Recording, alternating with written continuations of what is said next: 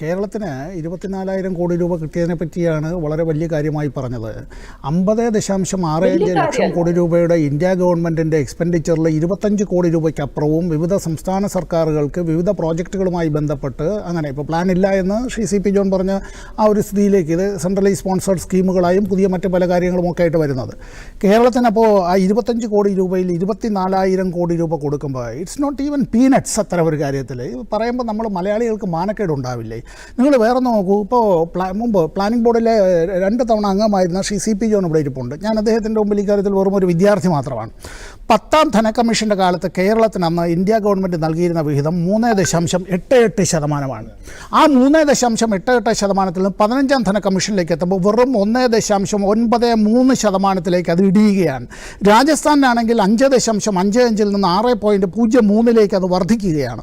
ഉത്തർപ്രദേശിന് 17.94-ലേക്ക് വർദ്ധിക്കുകയാണ്. നിങ്ങൾ നോക്കൂ, ബീഹാറിനടക്കം ഈ കാര്യത്തിലൊന്നും ഒരു കുറവും ഉണ്ടായിട്ടില്ല.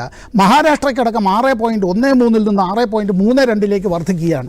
അപ്പോഴും പറയുകയാണ് കേരളത്തിന് ഒരു ഡിസ്ക്രിമിനേഷനും ഉണ്ടായിട്ടില്ല എന്ന് പറയുന്നത്. കേരളം എന്താ പറയുക, ഈ ഇൻഷുറൻസ് സെക്ടർ പൂർണ്ണമായി ഈ വിധത്തിൽ ഇങ്ങനെ ഈ വിദേശ കമ്പനികൾക്കായി തുറന്നു കൊടുക്കുന്നു എന്ന് പറഞ്ഞാലേ ഇറ്റ്സ് എങ്കിൽ പിന്നെ പറയൂ ഇന്ത്യ ഈസ് ഫോർ സെയിൽ എന്നുള്ള നിലയിൽ, ഈ പറയുന്ന BJPയുടെ ലാംഗ്വേജിൽ ഭാരത് ഈസ് ഫോർ സെയിൽ എന്നുള്ള നിലയിലേക്ക് പറയൂ.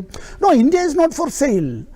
അങ്ങനെ ഒരു കാര്യത്തിലേക്ക് നമ്മൾ പോകരുത്. ഇന്ത്യ ഒരു ഫെഡറേഷനാണ്, വിവിധ സംസ്ഥാനങ്ങൾ. നിങ്ങൾ ഇന്ത്യ ഗവൺമെൻറ് ഇങ്ങനെ പ്രഖ്യാപിക്കുന്ന കാര്യങ്ങൾ നടപ്പാക്കിയാൽ അങ്ങനെ ഇത് ബ്രാൻഡ് ചെയ്താൽ തരാമെന്നുള്ള നിലയിലേക്ക് കേരളം ഉൾപ്പെടെയുള്ള സംസ്ഥാനങ്ങൾ ചോദിക്കുന്നത് അർഹമായത് മാത്രമാണ്.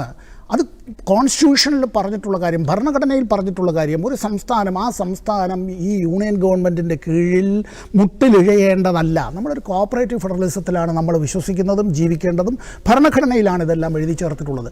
അല്ലാതെ അടിമ ഉടമ വ്യവസ്ഥയിലല്ല. കയ്യിലേക്ക് ഇത്തരത്തിൽ അധികാരമുള്ളപ്പോൾ പണവും സമ്പത്തും എത്തുന്നു എന്നുള്ളത് കൊണ്ട് നമ്മൾ പണ്ട് കാലത്തുണ്ടായിരുന്നത് പോലുള്ള അടിമ ഉടമ വ്യവസ്ഥയിലേക്കുള്ള ആ ഒരു മാനസികാവസ്ഥ അത് ശരിയല്ല എന്നുള്ളതാണ് കേരളം പറയുന്നത്. കേരളത്തിൽ ഇക്കാര്യത്തിൽ കക്ഷി രാഷ്ട്രീയ വ്യത്യാസമൊന്നുമില്ല. BJP നേതാക്കളടക്കം ഇങ്ങനെ ഈ ഗവൺമെൻറ്റിന് ഇപ്പോൾ യൂണിയൻ ഗവൺമെൻറ് ബഡ്ജറ്റിനെ അനുകൂലിച്ചാൽ പോലും ഒരു കാര്യം പോലും കേരളത്തിലെ ജനങ്ങളോട് പറയാൻ കഴിയുന്ന നിലയിലേക്കില്ലല്ലോ. അതല്ലേ അവസ്ഥ? ഞാൻ ചോദിച്ചല്ലോ നേരത്തെ മാഡം, ഈ കാര്യത്തിൽ ഈ നാഷണൽ ഹൈവേയുടെ വികസനവുമായി ബന്ധപ്പെട്ട് അങ്ങോട്ടേക്ക് മിനിസ്ട്രി ഓഫ് ഹൈവേസിന് ഈ നമ്മൾ ഇന്ത്യ ഗവൺമെൻറ്റിന് ഒരു സംസ്ഥാനം 25% തുക ഭൂമി ഏറ്റെടുക്കുന്നതിന് കൊടുക്കുക. കേരളത്തിൽ മാത്രമല്ല ഭൂമിക്ക് വില കൂടുതലും, മഹാരാഷ്ട്രയിലും അല്ലെങ്കിൽ ഉത്തരേന്ത്യയിലും ഓരോരുത്തരും ഭൂമിക്ക് ഇതിനേക്കാൾ വിലയുള്ളതല്ലേ? എന്താ അവിടെയൊന്നുമില്ല? ഇവിടെ റെയിൽവേയുടെ വികസനം വരുമ്പോൾ എന്താ അതിൻ്റെ പകുതി തുക ഇങ്ങനെ കേരളം വഹിക്കണമെന്ന് പറയുന്നത്? വെച്ച് താമസിപ്പിച്ചതടക്കം ഇന്ത്യ ഗവൺമെൻറ്റാണ് എന്നത് മറന്നു പോകരുത്. ഇന്ന് ഞങ്ങളടക്കം ആവശ്യപ്പെടുന്നതും കേരളം ആവശ്യപ്പെടുന്നതുമായിട്ടുള്ള റെയിൽവേ ലൈൻ ആദ്യമായി അതിനുവേണ്ടി പാർലമെൻറ്റിൽ അത്തരം കാര്യത്തിനോട് ഉന്നയിക്കാൻ ഗവൺമെൻറ് കാലത്താണ് MP മാരോട് നിർദ്ദേശിച്ചത്. രാംവിലാസ് പാസ്വാനായിരുന്നു അന്ന് മന്ത്രി.